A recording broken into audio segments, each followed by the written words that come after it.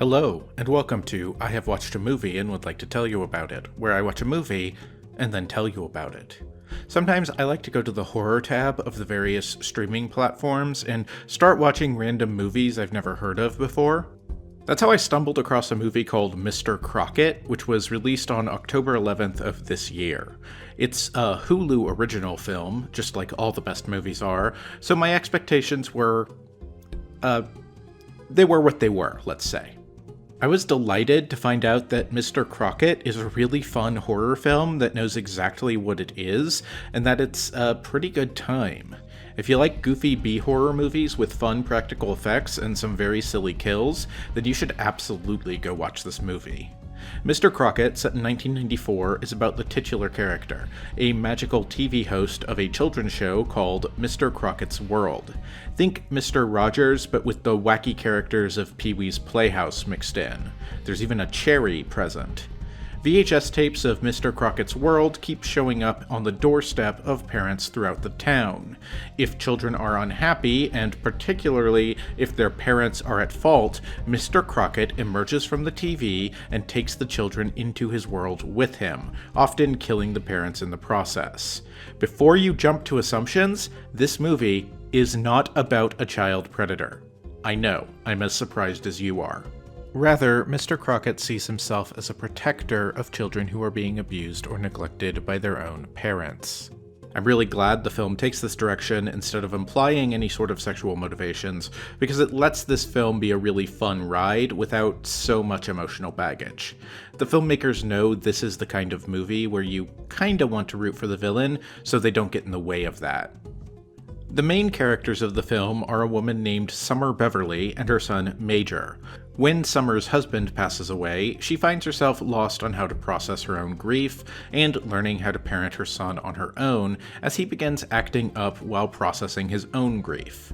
Eventually, the Mr. Crocket tape shows up and Marcus winds up entranced by it. When Marcus destroys one of his dad's trophies during a tantrum, Summer, in a moment of anger, screams that she's done being his mother. This is what Crocket was waiting for, so he comes and takes Marcus. Basically, this movie is like a campy The Babadook meets Candle Cove, with a splash of Don't Hug Me, I'm Scared thrown in there, with really great puppets you end up seeing in Mr. Crocket's World.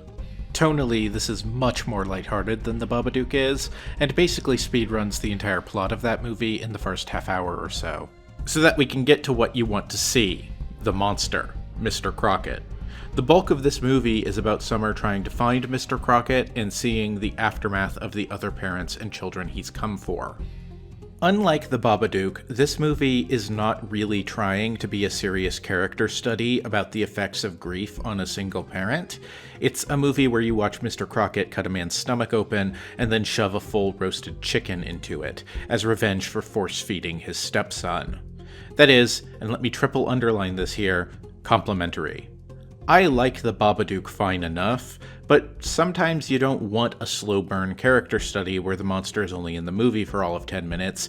Sometimes you want to watch Mr. Crocket cut open a man's stomach and shove a full roasted chicken inside of it.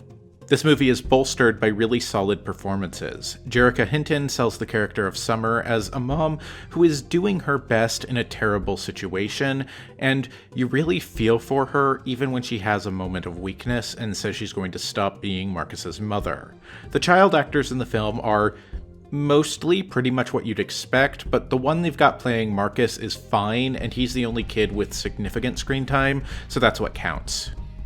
But of course, the real star of the show here is Mr. Crocket. Elvis Nolasco absolutely understood the assignment for this character. When we're seeing the in-universe Innocent Kids show, he feels like a genuine children's TV host, exuding that sort of gentle authority of characters like Mr. Rogers or many of the human characters on Sesame Street. Then, whenever we see him bleed into the real world, he is chewing up all of the scenery. There's no scenery left in sight. He has eaten it all. It is a very fun performance to watch. This character really likes murdering bad parents, and you know what? I like watching him do it. The production is also shockingly good. I can't imagine that this Hulu original film had a large budget, but they spent it where it mattered. Lots of practical effects, real puppets, both in the innocent version of the kids' show and the nightmare version of what it really looks like. I love the nightmare version of Mr. Crockett's world you end up getting a good look at by the end of the film. The CG effects, when they do appear, are in the context of being Mr. Crockett's magic powers, which means they kind of look like bad children's show magic effects, which totally works.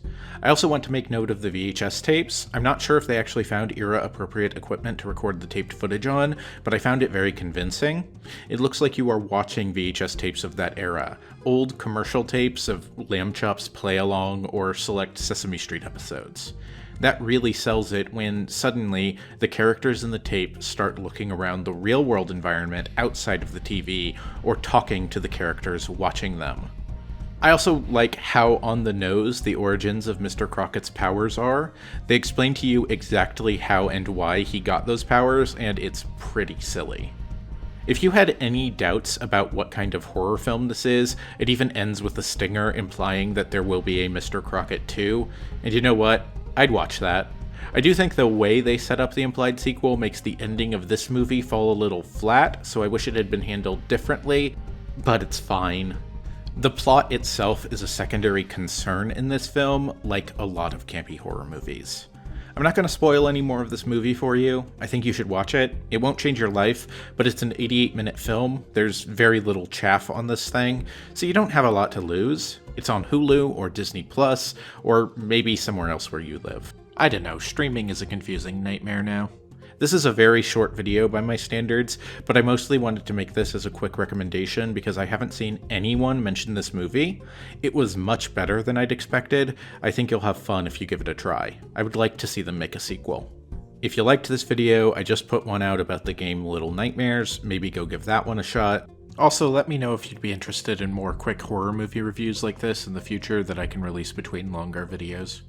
Special thank you to my supporters on Patreon and my YouTube channel members.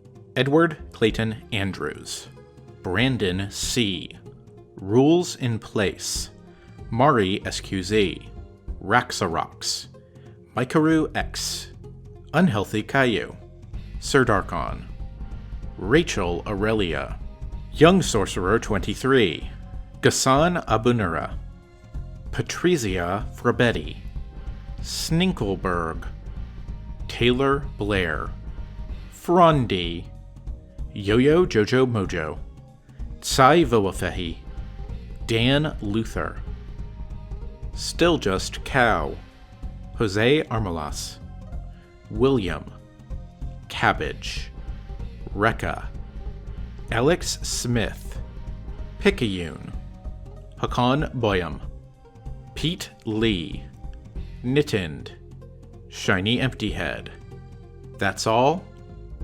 Alex, Bell Mage, and Malachi Murphy. Until next time, everyone, take care.